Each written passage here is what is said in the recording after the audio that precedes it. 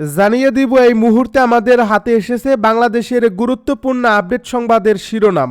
শুরুতেই থাকছে 25 ডিসেম্বর বাংলাদেশের পতাকা নিয়ে ঢাকায় নামবেন তারেক রহমান, বলছে মির্জা ফখরুল। এবারে জানিয়ে দিব পাকিস্তানের পতাকা পদদলিত করতে না দেওয়ায় মধ্যরাতে জবি ছাত্রদলের বিক্ষোভ। এদিকে ভারতীয় সংবাদ মাধ্যমের খবর, বেগম খালেদা জিয়ার জন্য হাসিনা উদ্বিগ্ন। সব শেষে জানিয়ে দিব হাদিকে হত্যা চেষ্টা, তদন্তে উঠে এলো চাঞ্চল্যকর তথ্য। এতক্ষণ শুনছিলেন হাতে থাকা আপডেট সংবাদের শিরোনাম, এবারে বিস্তারিত। তবে তার আগে অনুরোধ রইল ভিডিওটিতে একটি লাইক এবং কমেন্ট করে জানিয়ে দিন ভিডিও সম্পর্কে আপনার মূল্যবান মতামত। আরও জানিয়ে দিন ভিডিওটি কোথা থেকে দেখছেন বা কোন জেলা থেকে দেখছেন। 25 ডিসেম্বর বাংলাদেশের পতাকা নিয়ে ঢাকায় নামবেন তারেক রহমান, বলছে মির্জা ফখরুল।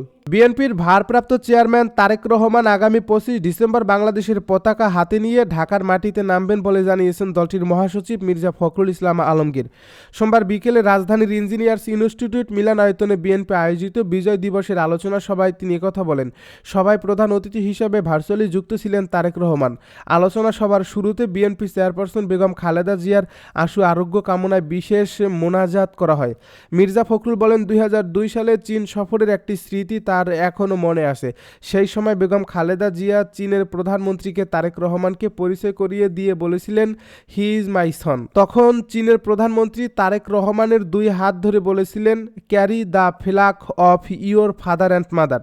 সেই জাতীয়তাবাদী পতাকা, স্বাধীনতার পতাকা ও গণতন্ত্রের পতাকা নিয়েই তারেক রহমান 25 ডিসেম্বর দেশে ফিরছেন বলে মন্তব্য করেন বিএনপির মহাসচিব। পাকিস্তানের পতাকা পদদলিত করতে না দেওয়ায় মধ্যরাতে জবি ছাত্রদলের বিক্ষোভ। জগন্নাথ বিশ্ববিদ্যালয় ক্যাম্পাসে পাকিস্তানের পতাকা একে পদদলিত করতে বাধা দেওয়ায় উপাচার্যকে অবরোধ করে বিক্ষোভ করছে শাখা ছাত্রদল। মঙ্গলবার রাত 1টার দিকে বিশ্ববিদ্যালয় প্রধান ফটকে অবস্থান নিয়ে বিক্ষোভ করতে থাকেন ছাত্রদলের নেতাকর্মীরা। তারা রাতভর উপাচার্যের গাড়ি অবরোধ করে রাখেন।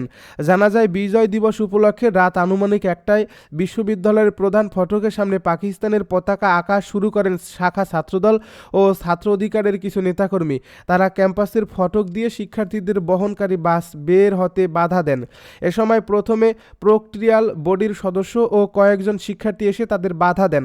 এ নিয়ে শিক্ষার্থীদের 2টি গ্রুপের মধ্যে বাকবিতণ্ডা, হাতাহাতি ও ধাওয়া পাল্টা ধাওয়ার ঘটনা ঘটে।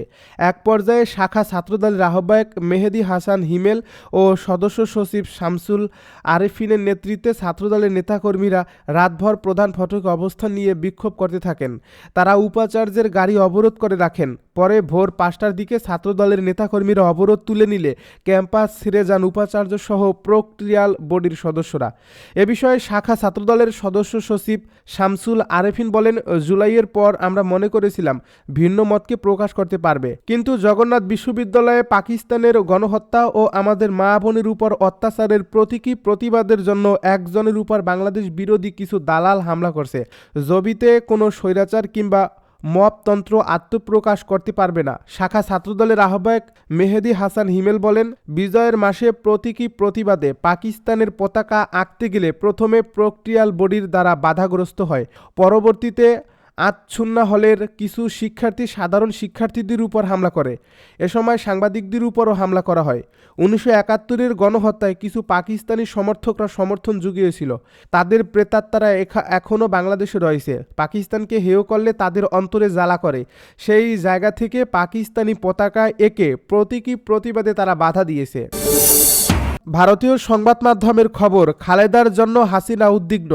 হাসপাতালে চিকিৎসাধীন বিএনপি চেয়ারপারসন বেগম খালেদা জিয়ার অবস্থান অবনীত হওয়ায় দিল্লিতে নির্বাসনে থাকা আওয়ামী লীগের সভাপতি শেখ হাসিনা গভীর উদ্বেগ প্রকাশ করছেন বলে খবর দিয়েছে ভারতীয় সংবাদ মাধ্যম। বার্তা সংস্থা IANS লিখেছে, বাংলাদেশের ক্ষমতাচ্যুত প্রধানমন্ত্রী শেখ হাসিনা ইমেইলে এক বিশেষ সাক্ষাৎকারে বেগম খালেদা জিয়ার দ্রুত সুস্থতা কামনা করেছেন।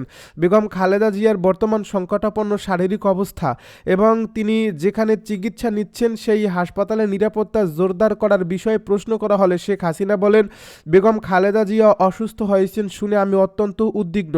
আমি প্রার্থনা করি তিনি যাতে সুস্থ হয়ে উঠতে পারেন। বাংলাদেশের রাজনীতিতে বেগম খালেদা জিয়া ও শেখ হাসিনার পরিচিত দুই নেত্রী হিসেবে বাংলাদেশের 54 বছরের ইতিহাসে তারা দুজন মোট 30 বছরেরও বেশি সময় প্রধানমন্ত্রীর দায়িত্বে ছিলেন। এক সময় তাদের বৈরী সম্পর্ক বিদেশি সংবাদ মাধ্যমে দুই বেগমের লড়াই হিসেবে চিত্রায়িত হতো। আওয়ামী লীগের শাসনামলে 2018 সালে বেগম খালেদা জিয়াকে দুর্নীতি মামলায় সাজা দিয়ে কারাগারে পাঠানো হয়। 2 বছর পর মহামারীর মধ্যে শর্ত সাপেক্ষে সাজা স্থগিত করে তাকে সাময়িক মুক্তি দেন শেখ হাসিনা। এরপর বেশ কয়েকবার বেগম খালেদা জিয়াকে হাসপাতালে ভর্তি করা হয়। তার দল ও স্বজনরা চিকিৎসার জন্য তাকে বিদেশে নিতে চাইলেও সে অনুমতি শেখ হাসিনার সরকার তখন দেয়নি। বরং বেগম খালেদার হাসপাতালে যাওয়া নিয়ে প্রকাশ্য সংবাদ সম্মেলনে কটাক্ষ করেছেন শেখ হাসিনা। 2004 সালে গ্রেনেড হামলা চালিয়ে শেখ হাসিনাকে হত্যাচেষ্টার ঘটনায় বেগম খালেদা জিয়ার বিএনপি সরকারকে দায়ী করেন আওয়ামী লীগের নেতারা। অন্যদিকে বিএনপি নেতারাও বেগম খালেদা জিয়ার অসুস্থতার জন্য শেখ হাসিনাকে দায়ী করেন। 2024 সালের গণ অভ্যুত্থানে শেখ হাসিনা টানা 15 বছরের শাসনের অবসান হয়।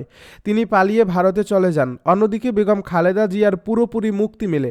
পরিবর্তিত পরিস্থিতিতে দুর্নীতি মামলার দায় থেকেও তাকে খালাস দেয় আদালত। আন্দোলন দমাতে মানবতা বিরোধী অপরাধের মামলায় দোষী সাব্যস্ত করে আন্তর্জাতিক অপরাধ ট্রাইব্যুনাল শেখ হাসিনাকে মৃত্যুদণ্ড দিয়েছে।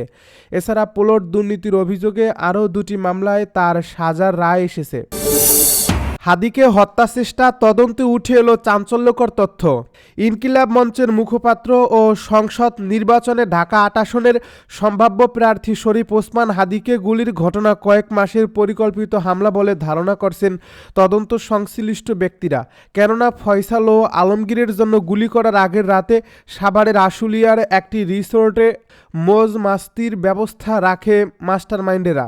গত বৃহস্পতিবার রাতে সেখানে হামলাকারী অবস্থান করেন। তাদের মনোরঞ্জনের জন্য 2 জন নারী সঙ্গীও ছিল। পরদিন শুক্রবার সকাল 8টায় তারা 2 জন রিসোর্ট থেকে বেরিয়ে ঢাকায় আসেন। জুমার নামাজের পর হাদিকে অনুসরণ করে গুলি করে পালিয়ে যান তারা। গোয়েন্দা সূত্রে এ তথ্য নিশ্চিত করেছে।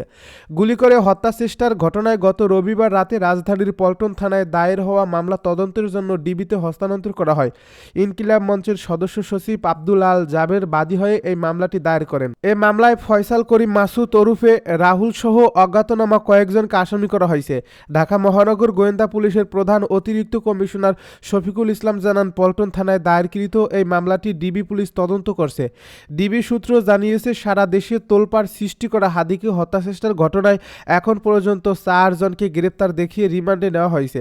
এর মধ্যে গতকাল শুটার ফয়সাল করিমের স্ত্রী শ্যালক ও বান্ধবীকে 5 দিনের রিমান্ড মঞ্জুর করেছেন আদালত। ঢাকার অতিরিক্ত চিফ মেট্রোপলিটন ম্যাজিস্ট্রেট জসিতা ইসলাম রিমান্ডের এই আদেশ দেন। রিমান্ড প্রাপ্তরা হলেন ফয়সালের স্ত্রী সামিয়া, তার শ্যালক শিপু ও রিসোর্টে থাকা বান্ধবী মারিয়া। এর আগে হাদিকে গুলি করার সময় ব্যবহার করা মোটরসাইকেলের মালিক আব্দুল হান্নানকে গত রবিবার 3 দিনের রিমান্ডে নেয় পুলিশ। এছাড়া এ ঘটনায় অভিযুক্ত 2 হামলাকারী ফয়সাল করিম মাসুদ ওরফে রাহুল ওরফে দাউদ খান এবং আলমগীরকে সীমান্ত পার হতে সহায়তার সন্দেহে 4 জনকে আটক করা হয়। এর মধ্যে শেরপুরের 12মারি সীমান্ত থেকে অবৈধভাবে মানুষ পারাপারে সহায়তাকারী ফিলিপের মামা শ্বশুর বেঞ্জামিন চিরান এবং ফিলিপের ঘনিষ্ঠ বন্ধু শিশিলকে আটক করে বর্ডার গার্ড বাংলাদেশ। তাদের 2 জনকে আটকের আগে ফিলিপের স্ত্রী ডেল্টা চিরান, শ্বশুর ইয়ারসন রং ডি এবং আরেক সহযোগী লুইস লেংমিনজাকে আটক করে পুলিশে সোপর্দ করার কথা জানিয়েছে বিজিবি। হাবিবুর রহমান ও মিলন নামে আলমগীরের 2 বন্ধুকে ঢাকার সাভার থেকে আটকের পর মুসলেকা নিয়ে ছাড়িয়ে দেওয়া হয়েছে। ডিবি পুলিশ জানিয়েছে, বিজিবি যাদের আটক করছে তাদের এখনও জিজ্ঞাসাবাদ করতে পারেনি তদন্ত সংশ্লিষ্টরা। আটকদের সংশ্লিষ্টতা না থাকলে মুসলেকা নিয়ে ছেড়ে দেওয়া হতে পারে। উন্নত চিকিৎসার জন্য ওসমান হাদিকে গতকাল সোমবার এয়ার অ্যাম্বুলেন্সে সিঙ্গাপুর নেওয়া হয়েছে। বাংলাদেশ সময় বিকাল 5টা 50 এয়ার অ্যাম্বুলেন্সটি সিঙ্গাপুরের শেলেতার বিমানবন্দরে অবতরণ করে। পরে তাকে সিঙ্গাপুর জেনারেল হাসপাতালে ভর্তি করা হয়।